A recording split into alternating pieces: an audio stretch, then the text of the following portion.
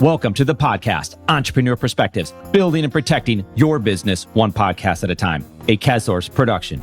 In this episode, we have the privilege of chatting with Perry Marshall. Perry is the author of the new books, Detox, Declutter, Dominate, How to Excel by Elimination. This episode exists because of CASSource. CASSource is your content team. You know how many business leaders need help communicating their story? That's what we do. Content strategy, creation, and distribution for business leaders. This provides opportunities, relationships, and a platform for you and your business. Why do we do this? Because at CASSource, we exist to help you create and share amazing content. And yes, you should have a podcast. We'll help you. Learn more by visiting CAScontent.com.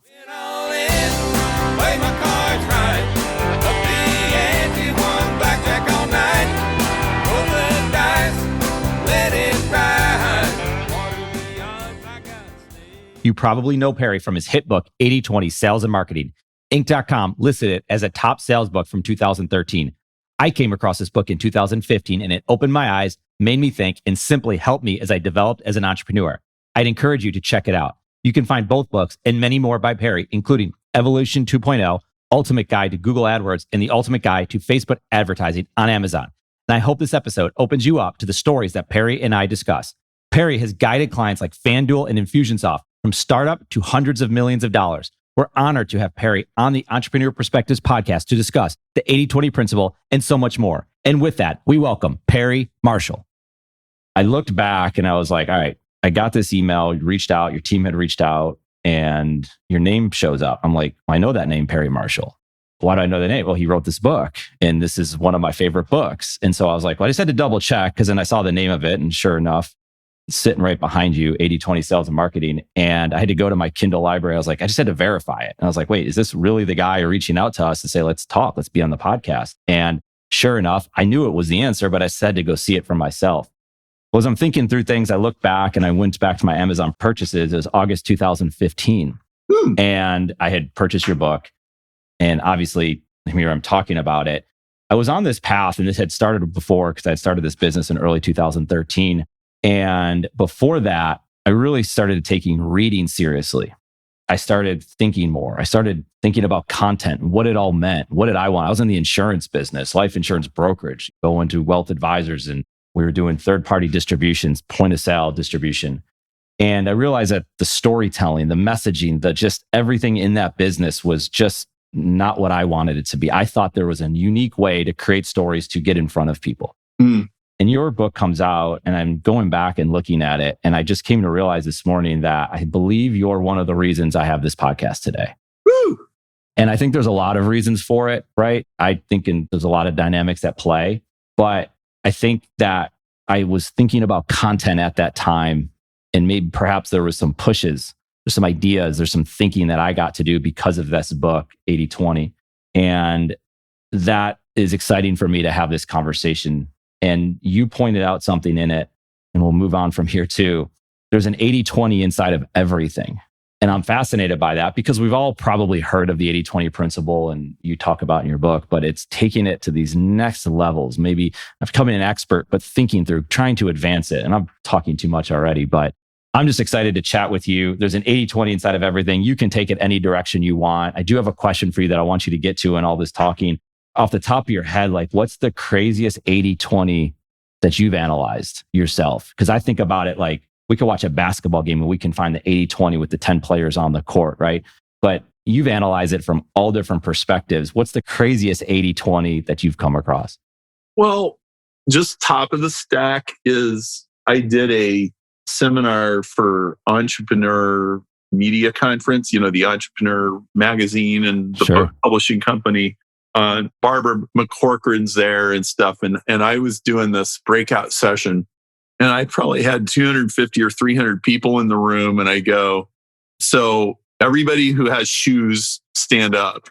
And then I start going, so if you got less than 5 pairs, sit down. And then I go 10 and 20 and 40. I didn't go 25, 30, 35, 40. I doubled it. I just kept 20, 40, 80, 160, 320. Now, when you do that, every time you raise the number, about half the people standing up sit down, which is a very interesting kind of thing about how numbers work. And so the person in the room with the most shoes had 800 pairs of shoes. Okay. I was not in the Philippines. I was not talking to Imelda Marcos, right? Yeah. Like this wasn't a fashion runway in Paris.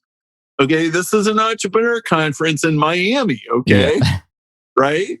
And then the same room, let's do domain names. There was one guy in the room that had 5 million domain names and one that had 10. Now, that is probably like a fashion runway in Paris because it is an entrepreneur conference. So you would probably expect people Sure. who own a lot of domain names to be in the room, but I didn't expect 5 or 10 million. Now, that's probably not like the scientifically weirdest story I can tell you, but it is certainly, I think both of those are well beyond what most people would think you would just get in a room of 300 people. Okay. And people do not realize how lopsided and unequal the world fundamentally is. Like we were talking about politics a little bit ago.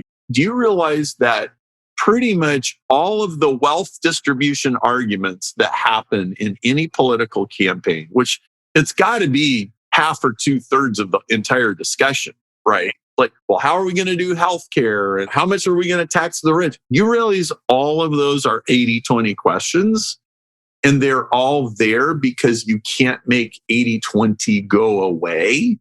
And then you could even say that like half of the political promises that ever get made are essentially promises that we're going to eradicate 80-20, which is like saying we're going to get rid of gravity. Right. And I think marketers can appreciate this, especially because if you do any kind of marketing consulting, now, if you're just a marketer and you're just doing your own business, then maybe this isn't like if you build websites, if you write copy, if you do PPC, if you do coaching, you learn to just sort of, people put all these things in front of you and you learn to separate your impulse to buy from your sensibilities about communication, right? And so, like, I see all kinds of things. I never tempted to buy them. Like, somebody could have a Lamborghini website, and I'm not sitting there going, oh, I want to buy a Lamborghini. I would never buy a Lamborghini. I'm just not the kind of guy who would do that. But I can evaluate whatever he says as a professional and go, well, your headline is really bad and I don't really like that picture. And you completely buried the lead on this feature in the new engine that they designed. And I could do all that. And so marketers have this ability to detach. Okay. And I think it's really fascinating when you step back and you look at what's going on in the world. Can you just look at Trump and Biden in a completely detached manner?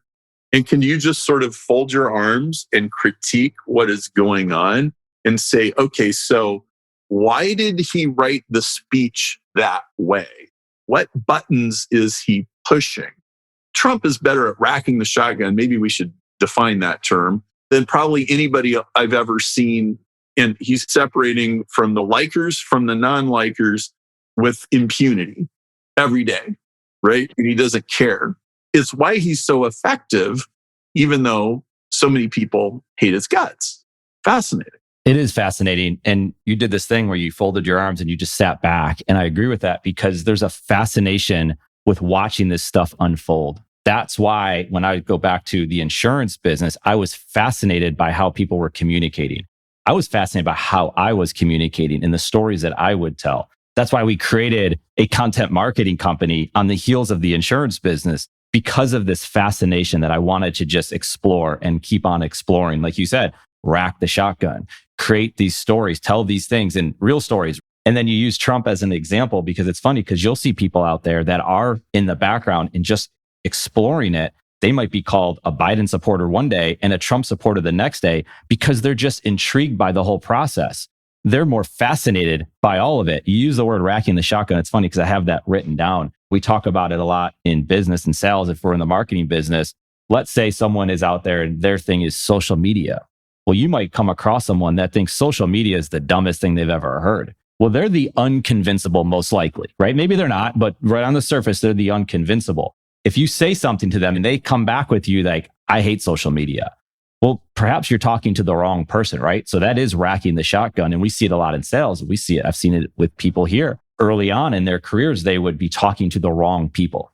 Well, let me tell the original story. So my friend John Paul Mendoza, when he was a senior in high school, he dropped out of Catholic school in Denver, hitchhiked to Las Vegas, and became a professional gambler. His mother was delighted with this. She, right? Yeah.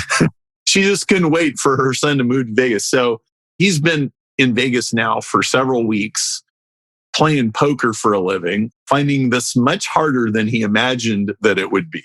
And so he goes to a gambling bookstore to pick up some more gambling books. And he finds this guy in the bookstore who owns a professional gambling ring.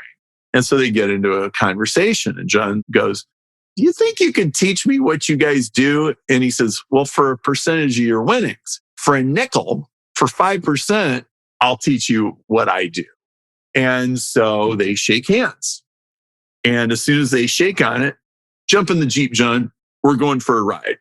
Okay. So they're in the Jeep. They're going down the highway. And John goes, "Okay, so tell me, how do I win more poker games?" And he says, "The way you win more poker games is you have to play people who are going to lose. And those people are called marks.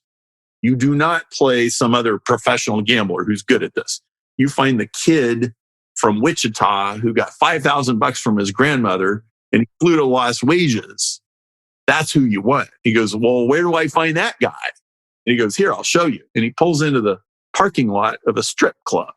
And they go into the strip club. And there's women and there's rock and roll and there's music and there's bikers and people drinking and all the stuff that goes on in a place like that. And Rob, the guy, he sits John down at one of the tables. Rob always carried a sawed-off shotgun everywhere he went. He pulls a sawed-off shotgun out of his jacket. He holds it into the table and he opens the chamber and he slams it shut. So it goes, and in the middle of this club with rock and roll and, shall we say, plenty of distractions, there's a few biker dudes over in the corner. They're like, "Hey, where'd that noise come from?" Right? Like they're reaching for their guns. They're ready to rumble. And the owner comes over. He's like, "Hey, what are you guys doing over here?" "It's all right. Just teaching the lad a lesson. Going to cause any trouble here." "John, did you see those biker dudes turn their heads when I made that noise?" And he's like, "Yeah." And he goes, "Don't play poker with them. They're not marks. Play poker with everybody else." Okay. Now that is racking the shotgun. Okay. Every time Trump says something controversial, he is racking the shotgun. And there's going to be people who agree and people who disagree. And he's separating them, right? And every time you send an email, some people open it, some people don't, some people click on it, some people don't, some people join the webinar, some people don't, some people buy from the webinar, some people don't, right? And it just goes on and on and on. And everything you do is rack the shotgun. And if there's anything that marketers do, they do it timidly. Like, well, I kind of hope I can get everybody. So like just the other day, I was talking to a client and his wife. I had them both on Zoom. And he goes, "I got this consulting business and I don't like consulting with conventional thinkers. I like consulting with renegades. And my wife is afraid of me being offensive by talking about renegades and renegade ideas." I said, "Listen, that's what you are." Okay. And I told his wife, I said, "Okay, you're the cautious and more reasonable spouse. I know one of those because I'm married to one too." Yeah. Right? Yeah. My wife is a more reasonable person than I am. Okay. And I said, "So I get that. And my wife gets that. Maybe you two should get together." But I said, "Jeff, you need to put out exactly who you are and exactly who you want. And you need to rack the shotgun." And it's not just saying the word renegade, by the way, it's displaying renegade thinking. It's show, don't tell. And you make a very clear impression. And you have to be willing to not be liked. Yes. And I know we're all trained to be liked and to be people pleasers, but I tell you, I can hardly think of any exceptions. The most successful people are willing to not be liked. I mean, pick any really popular band, right? There's people that hate their music. And people hate their music for the same reason the other people love them. It's the same list. Why do we focus on the people that don't open the email, the people that unsubscribe, right? That's an issue because that's a reason why people won't, you're talking about marketers, they won't put out content. And not if it's a marketer, if it's just a business, they don't want to get started because of what someone might say. It takes time, right? It takes a habit. It takes the courage. It takes the going through it and understanding that, or if you rack the shotgun, you're worried about those bikers. You're not worried about everybody else. You're going down this wrong path. And then there's so many different angles that we could take it down to. Like, why is it scary to cut that stuff out and not worry about it, right? We see it in sales all the time. Someone's worried about, I have so much good flow business, but they also have some good larger business, let's say. But they don't want to lose the flow, like the wife that you're talking about, because that's the steady, that's the consistency that if I give that up, I might lose everything. Well, this is where it almost seems logical because 80-20 tells you that only 20% of the audience is probably going to want what you are trying to do, and 80% won't. So the rejection outnumbers the acceptance inherently by 4-1. Okay. And since we all hate pain and we all hate rejection, we naturally focus on that. Going back to Trump, okay, think about it. Like, I don't think it's ever 50-50 when he does stuff. Okay, most things he does irritate most people. Okay, but he's literally willing to irritate the 90% to polarize the 10% in his favor. Because what people don't understand is that everything occurs from small minorities. Okay, so like think about how in the last 10 years, a huge attention has been given to trafficking, right? And there's this whole movement. Like, I don't even think that was a term 15 years ago, but it's the household word now, right? Right. I bet you about 12 people made that happen. Yeah. 12 people took that issue to the top of the national consciousness and made sure you're hearing something about that every 2 weeks. Okay. It's a very small number of people who made that happen. It's always a very small number of people. Okay. Jesus had 12 disciples. That's not just an aphorism. That's not just, no, like 12 people to completely change the world. This is always the case. So it's always the case that the small minority person potentially has the upper hand. You have conviction, like every time, whether I've read your books or had this conversation with you, gone back and looked at things that you've said, you have strong convictions in what you say. There's no ambiguity in it. Like, I don't have to get lost. I know where you stand, right? And yes. Again, through writing, through talking, that's a consistent approach, which is, I think, obviously great for marketing, right? So what you say, what you write, what you talk about in person, what you send in a text message, if it's consistent, people can understand it. Yes. That's powerful. And have you always been this way? Well, when I was dating my wife, the one that's more reasonable than I am, we were probably 19 years old and I was ripping on elevator Muzak. And she thought I was being kind of mean. And she goes, Perry, I bet you can't even define elevator music. And I thought about it and I said, it's music where the identity of the musicians is irrelevant. Okay. Somebody arranged some Elton John song into a bunch of milquetoast and they hired a bunch of union musicians to come and play the trumpet for $18 an hour. And now I'm in a doctor's office listening to this. Okay, so think about the answer I gave. It is where the identity of the musician is irrelevant. Okay, that's the complete opposite of how any healthy music works. The identity of Bob Dylan is totally relevant. Right? And the identity of Tom Petty is totally irrelevant. Why are they listening to it? Because they like his style. In fact, I had a Cyndi Lauper tune going through my head. I was never particularly a fan or anything, but I just thought that is a person with a very distinctive voice and a very distinctive style. It is instantly recognizable. Well, what I believe about most humans is that most humans are immediately recognizable after they develop their voice.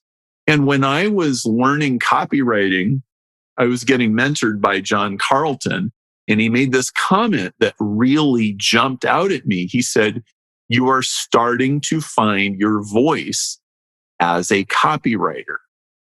Okay, so like if you play guitar and you think that Eddie Van Halen is the greatest thing since the history of the earth, then probably what you're gonna, if you get good at playing guitar, you will do a decent imitation, hopefully, of Eddie Van Halen.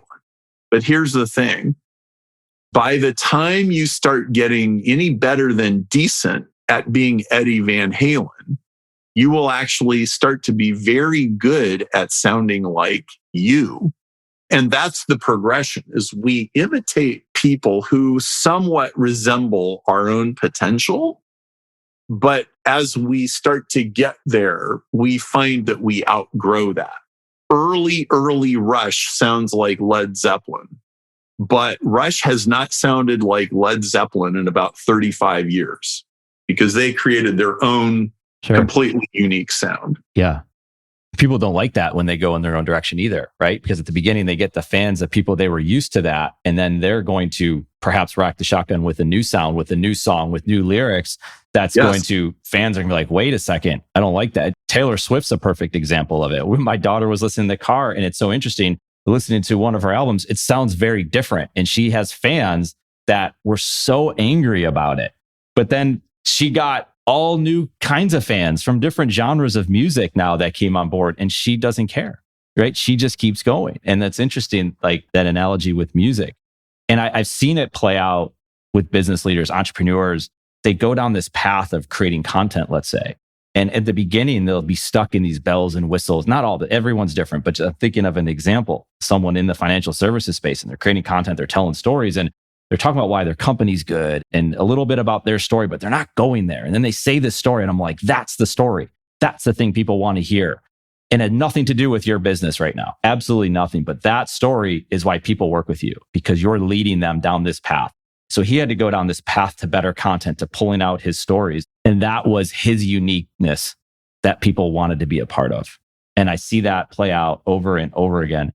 You tell the story in your book, the 80/20, that you came across another book. I think someone had gifted you the book or said, you should read this book. So you go and read the book, and it like, I got to stop everything. You run home. I believe you're on the floor of your kitchen and your wife walks in. And I think that's perfect because that's telling the story. We do want to hear the principle. We want to hear how it works. How did you get to this point? Like, why are you on the kitchen floor and your wife walks in? She's like, what have I done? Like, who would I marry? Right? Yes, that really happened. It was Richard Koch's 80/20 book. And he just made this throwaway remark on page 14 that 80/20 has an awful lot to do with chaos and fractals. And then he just went on and was like, hey, wait a minute. Like I have, like several of these books are books about chaos theory. And it was like, oh, wait a minute. Is that what this is? Right? Well, the basic idea of chaos theory is that there are patterns inside of patterns, inside of patterns, inside of patterns, inside of patterns. So, for example, let's say it's raining today and there's a little stream flowing from the edge of your sidewalk to your driveway in the corner of your yard. The shape of that stream may be indistinguishable from the Mississippi River. If you took a picture of that and you put it next to an aerial photo of the Mississippi, nobody might even be able to tell the difference. That the micro and the macro are based on the same set of patterns, and that the micro patterns are inside the patterns. So all the little tiny little trickles, which go to rivers, which go to streams, which go to Mississippi rivers, they feed each other. That the patterns are just, it's the same pattern on all these different scales. And I was like, oh, is that how this works? Oh, my word. I never thought about that before. And the reason I ran home and I'm laying on the floor with all these papers and a calculator and having a kind of a little conniption is because I suddenly realized that this had been under my nose all my life and I had just never seen it. And I just don't think there's anything more pleasurable than when you suddenly see something you've been missing every day of your life and you see it all at once. Woo! Okay. So at that point, I'd been in my own business for a year and a half, and I had a year and a half worth of data and a year and a half worth of customers and a year and a half worth of leads. And all of a sudden I could see these patterns. It's like, that means I could have predicted a whole bunch of this stuff a year ago and known exactly how it was going to play out. And so if you really understand 80/20, it's a way of predicting the future based on very tiny amounts of information. And I just had never seen anybody use it that before. And so that's what inspired me to write 80/20 Sales and Marketing. Wow. Yeah. Oh, we need those types of stories of how people got there. But I go back further to this time when you talk about action, being busy. Like people wear it as a badge of honor, how busy they were and how many tasks that they were doing. And it sounds like you were that guy. You were busy. Okay, so I was in multi-level marketing where, show the plan, draw circles, go recruit people. Okay. And I picked up this phrase that I read in a magazine, and the phrase was, massive action solves every problem. I'm like, yeah. And, there's this whole mentality out there. It's kind of a Grant Cardone sort of just work 10 times harder and make 10 times more phone calls. And I learned so many bad habits from that. Okay. So basically, I was in a business that didn't really work. So I remember I went to this rally, with about 300 people, and I got an award for doing 15 presentations in a month. That's what you're supposed to do. And they go, okay, so who's a go-getter? All the go-getters come up on the stage, and it was me and one other guy.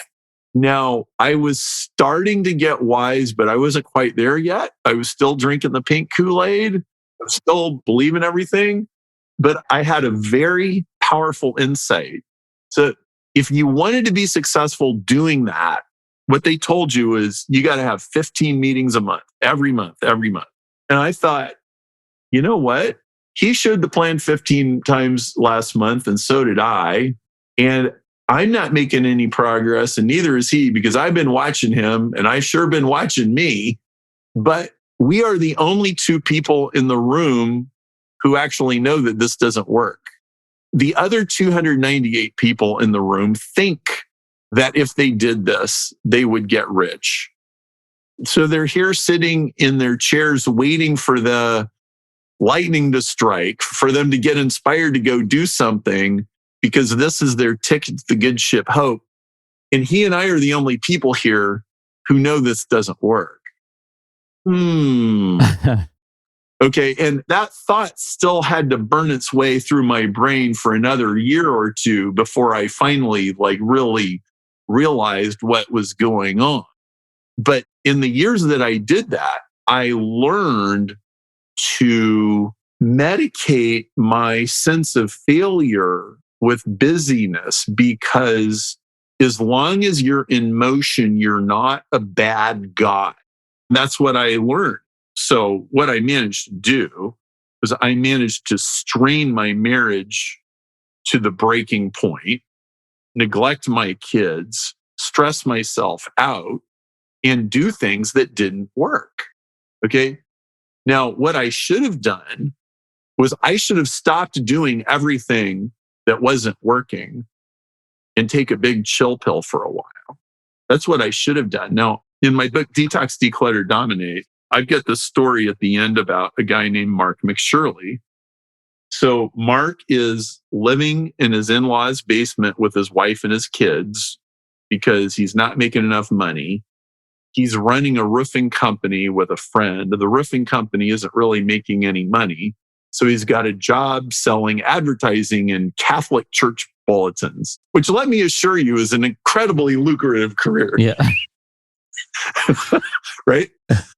And he's been reading my stuff. He's been learning the principles I teach.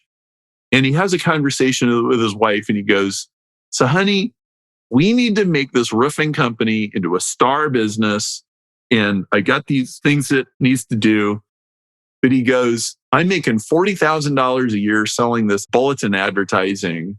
Honey, I think I need to quit my job so I can focus on this roofing thing and figure out how to do this. I don't have any time to think when I'm making all these phone calls and running around and selling ads. So I'm quitting my job and I'm going to literally go to the coffee shop and I'm going to sit there and I'm going to think about how to do this business until I figure it out. And then I'm going to do it. And the worst thing that could happen to us is we just end up living here in your parents' basement for 6 more months than we were going to. That's the worst thing that can happen. I think it's actually going to turn out better. And she's like, okay. Yeah.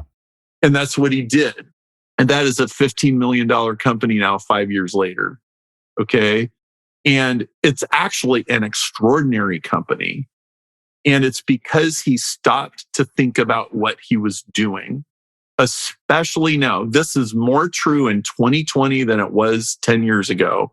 And it was more true 10 years ago than it was 20 years ago. If you are spending all your time going, pushing, and you're not really getting anywhere, you need to stop. Because the definition of insanity is continuing to do what you already know doesn't work. Now, if you don't actually know whether it works or not, like sometimes you just don't know. Some things take 5 years. Most things don't. Something, right? Right. But dude, like if you're just medicating yourself with busyness, you need to get a reality check. You need to stop. Did you have to go through, because you talked about, you're very vulnerable and talking about your kids, your wife, your business, your health, just everything that was going on. Did you have to go through that period of time, as difficult as it was, to become what you are today? Like, Yeah, I do. And let's just admit, I'm doing coulda, woulda, shoulda when I tell you this. Sure. But I am telling you what I do now. Okay. Like now, I do not throw myself into things and work madly and crazily, interminably, even though they don't work. If something doesn't work, I take a step back. Okay. There's a saying in the book of Proverbs, in all labor, there is profit. And so even the wasted effort becomes valuable once you become self-aware. And like, back when I was in MLM and trying to shake hands and have meetings, like all that kind of stuff, I picked up a lot of skills that I now use every day now, including my writing and storytelling. I mean, I learned how to be a storyteller in MLM. It was that and David and Goliath. And so it didn't go to waste, but it was also like breaking up with a psychotic girlfriend. Like when I stopped pouring my time into that and I left and I moved on, all of a sudden everything I did started working. It was holding me back. I mean, we've all been in relationships that held us back, whether it was a job or a person or a ideology. Yeah. I'm reading this book. I read many books going on right now. Leisure, the Basis of Culture. And it talks about work. What is work? It gets into this stuff in a very deep way. And you talk about Renaissance time in your book, and you held it up. I'll hold it up too, because you were kind enough to send this to me. Yeah. And I think everyone should read it. They should read the 80-20. There's many books, right? But going on a walk in the morning or reading or journaling, a lot of times people could frown upon that. Well, that's not work. You're not busy, like you talked about. Right. You're not being the activity monster that you need to be. You need to call more people. And no doubt, you need to talk to people. Like I think we have to sit here too and say, well, you have to have action. You just have to have the right action. So it doesn't mean don't work. It doesn't mean just go drift off into nowhere forever. It won't work either that way. Yeah. But what is work, right? Because I think even I would feel guilty if I wasn't going through these different tasks some years ago. I have to do these things. I have to show to the people in my company that I'm doing these things too. But it was like, no. I need to be having these types of conversations. I need to be journaling. I need to be reading different types of, I need to explore these things. But I asked you that question, like, what is work? So I had to define 4 kinds of work instead of one. An analogy would be, in English, we basically have one word for love. The Greeks had 3. So the Greeks had phileo, the word Philadelphia comes from it, city of brotherly love. And that was just like loving your neighbor. They had eros, which is sexual love, which is obviously completely different. And then there was agape love, which was like totally self-sacrificing love. Well, if you have those 3 distinctions, you have a very powerful communication tool that you didn't have before when you just had one. And I defined, it's on page 32 of Detox, Declutter, there's Renaissance, work ethic, sweetness, and barnacles. So let me go through these one at a time. I actually put them on quadrants, which the book explains. Let me start with work ethic. Okay. Work ethic is what most people understand as work. But even then, it's referring to the highly productive work. So if you're an attorney and you bill at $250 an hour and you're doing the kind of work you're best at for the kind of client you should be doing it for, and you're getting paid $250 an hour, that is what I mean by work ethic. I don't mean mowing the lawn or changing the oil in your car or shuffling papers, right? Work ethic. Then there's another kind, which is barnacles. Barnacles is shuffling papers when you should be doing $250 an hour work.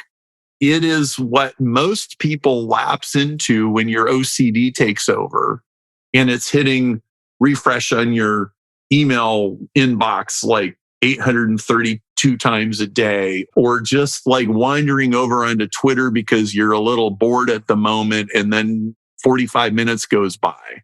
Or like, I got a friend who, if he's in a bad place mentally, he'll start obsessing about his checking account. He'll start, oh, that check didn't get cashed yet. And just these weird things that we do. I'd say most people spend 2/3 of their day in barnacles. Okay. Then there's sweetness, which is just taking Sunday off or spending the evening with your family and not doing work. And then the 4th category is what I call Renaissance time. And Renaissance time is unpredictably productive work. In fact, it's usually wildly unpredictable. And it's usually not predictable, except it's occasionally incredibly productive. Like, let me give you several examples of Renaissance time. First of all, like the number one kind of Renaissance time is every morning. I have not missed a day in 7 years. I get a notebook and I journal and I get my thoughts together. I have my cup of tea. I listen to some music. No social media, no emails, no texts, no rest of the world pulling my strings. Okay. And I get my head straight first. And then I get into my work ethic stuff. Okay. Like, you just got to take my word for it. That is the $10,000 an hour time. That is, you get yourself sorted out. You get your priorities sorted out. You get your insights. Like, when you go to sleep at night, one of the reasons we all have to sleep is our brain's got to process all this stuff in your subconscious, and you dream and everything. Then you go in the shower and you get these great ideas in the shower. Okay. If you get out of your shower and turn on CNN, it is like you took the nicest buttercream milk with the cream rising to the top and you just dumped it in the yard on the grass and then ate Fruit Loops for breakfast. Okay. Yeah. You come out of the shower and you just had a good night's sleep. You should be like capturing the inspiration, figuring out what you do, figuring out what's important, praying, meditating, getting right in the world, and then face the world.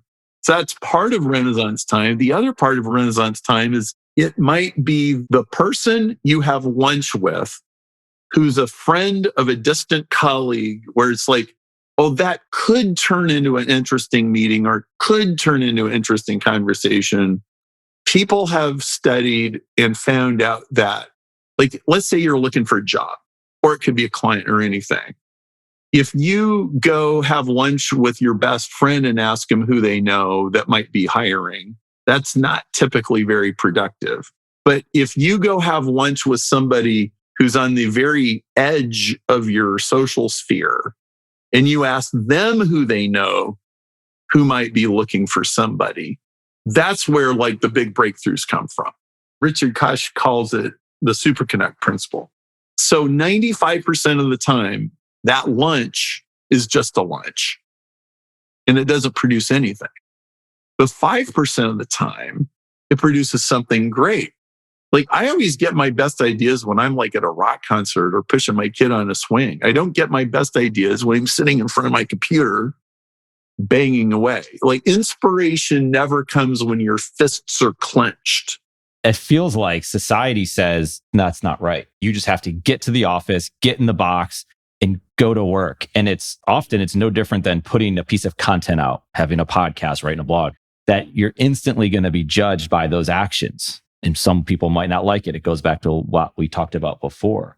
But once you can create that conviction that you have, that we've talked about, and the habit, which I think was in one of your email newsletters, which people should subscribe to because it's good thoughts. If you're trying to like always talk about like control what you see, control your feed, Perry, you should be in people's feeds because it's good things to think about. Whether they want to work with you or not is not the point. Is you want to control that feed. But having that conviction, right? Having that habit, that was the word I was looking for. That's where you create this, where you wake up and you haven't missed a beat in 7 years. That's not easy to do because you're being judged and it's hard to create that habit because you have other habits. You hear it all the time, right? People, they do pick up their phones and they do look at social media and everyone's at a different track and you might fall off. Like even if you had fallen off the wagon sometime, that's okay and recognizing it.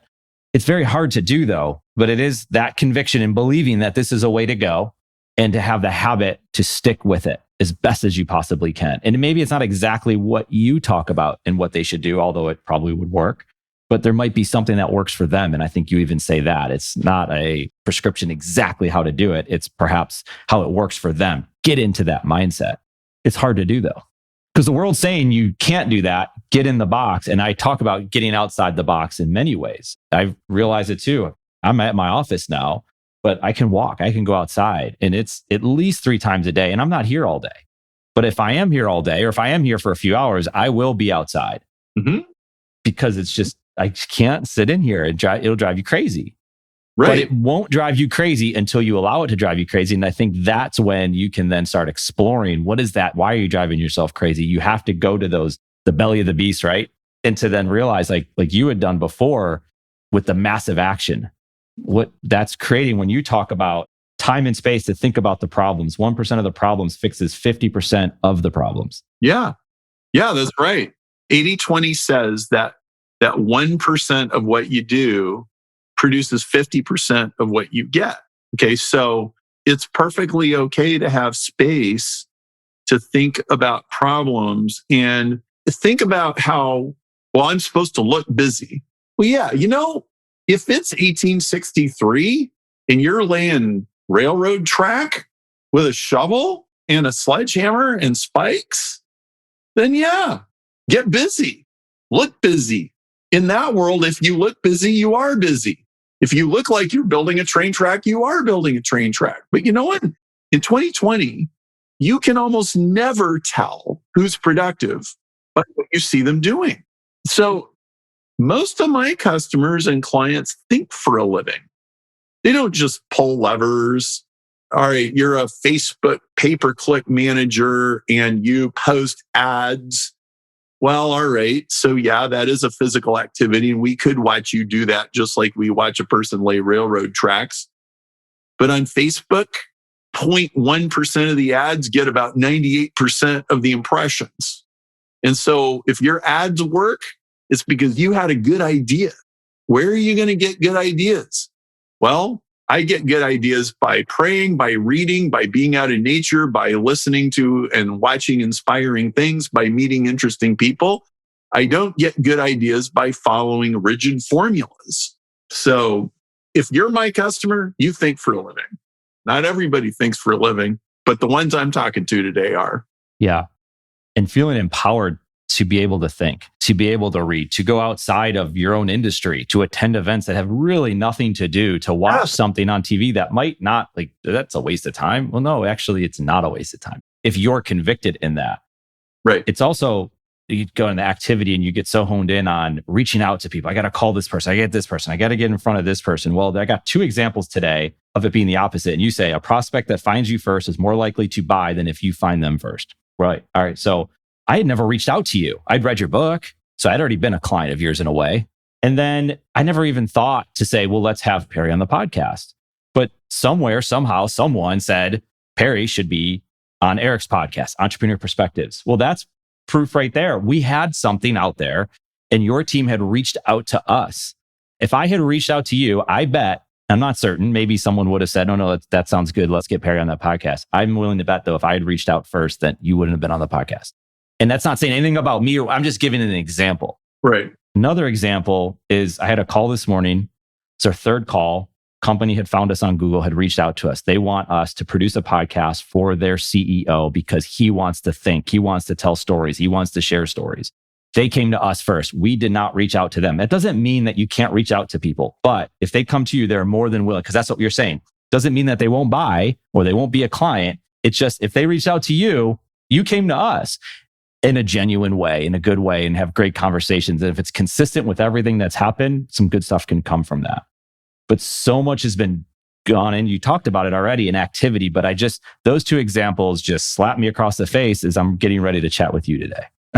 Well, when I went from chasing people around to attracting people to me, my life just totally changed. And it was better than any form of therapy. I mean, I was just selling industrial network hardware and software to engineers. But the fact that an engineer actually wanted to talk to me rather than is trying to figure out how not to talk to me, you can only take all that rejection for so long. After a while, it just gets hideous. Yes. It all feels like play. And when I have this conversation to you, that's how I feel. I enjoy this. Like, well, what do you do? Well, this is it. I love these types of conversations. When I hear you talk and I see you talk and the expressions and the just conviction, but it feels like play. And that's what you talk about with Renaissance Time. It feels like play. Like, I don't even feel stressed out by it. There's always going to be stresses. So I could go on and on. People should buy the book. This is the book. They should buy the 80/20 book. When I said this is the book, the Detox, Declutter, Dominate. Thank you for sending that to us. There is something else that I want to finish with because you talk about the espresso machine. And I've seen this play out as well. And I think this is an important piece. And I want you to get into this and how people can get a hold of you, how they can subscribe to the newsletter, where they can find your books. But that's an important piece as you're building a business, that pricing changes, the types of people that are willing to buy your products, they have a willingness to pay something different because they value it so greatly. But anyway, I'm going to let you tell the espresso machine story. Yeah. So this is the best way for especially like a small service business or a freelancer or a small company to rapidly increase their sales and increase their profits even more. And I call it the principle of the $2,700 espresso machine. And 80/20 says that 20% of the people want to give you 80% of your money, and 5% of the people want to give you 2/3 of your money, and 1% of the people want to give you half of their money. So what does that mean? It means that a small percentage of your customers want to spend a lot of money, and they will if given an opportunity to do so. Okay, so for every 1,000 people who spend $5 on a latte at Starbucks, one will spend $2,700 on an espresso machine. It's almost like a law of physics. And Starbucks knows this. And this means that for every $5,000 of lattes, you're going to sell $2,700 worth of espresso machines. That's a lot, right? That's a lot more revenue. And so there's an online bonuses that come with the book, and it's actually got a calculator, and you can punch in the numbers and it will show you. Okay, so I've got 100 people who spent $100 buying my video course on how to shoot video. How many of them will give me $10,000 to just come to their office and like do this thing for them? And most small companies who you have some kind of a productized thing, you can sell something that's 5 times, 10 times more expensive, and you don't need any new customers. Your existing customers already have the capacity and the inclination to spend the money. And so it increases the amount of money that you get per person. It's a key principle in making upsells work because, like, most of the time, if you're advertising something on the internet and you're paying Facebook or Google or Instagram money for traffic, you're going to sell something and you're going to lose money on that traffic because, like, where the water level is in bid prices. But if you add an espresso machine to that offer and 1 out of 20 people takes it, you might double or triple your revenue just on that one thing. So that's the principle of the $2,700 espresso machine. Well, you give us a lot to think about. And obviously, we have a lot of Renaissance time now to think about all these things. Yeah. Perry, I appreciate it. I mean, like I said, when I saw the email come through and we had these conversations, it's been an honor to chat with you, to learn more, to get me to continue to think about these things. I appreciate it. Where can people buy your books where they can learn more about you? Just go to Amazon and pick up Detox, Declutter, Dominate. This is a 36-page, highly illustrated success manual for the next 20 years. You can literally use this to figure out what am I going to do this afternoon to make my business more profitable.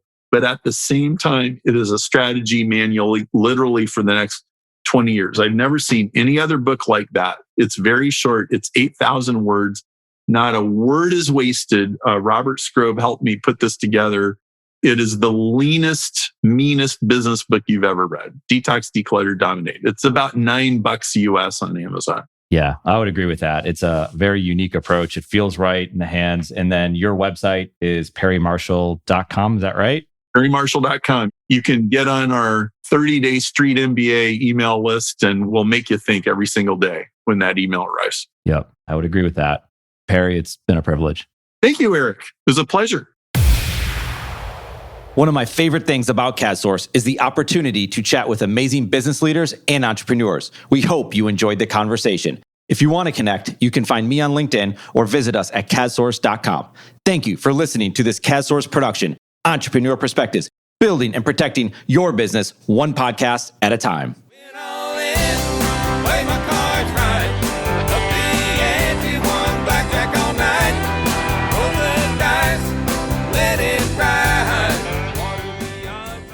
This episode exists because of CADSource. CADSource is your content team. You know how many business leaders need help communicating their story? That's what we do. Content strategy, creation, and distribution for business leaders. This provides opportunities, relationships, and a platform for you and your business. Why do we do this? Because at CADSource, we exist to help you create and share amazing content. And yes, you should have a podcast. We'll help you. Learn more by visiting cadscontent.com.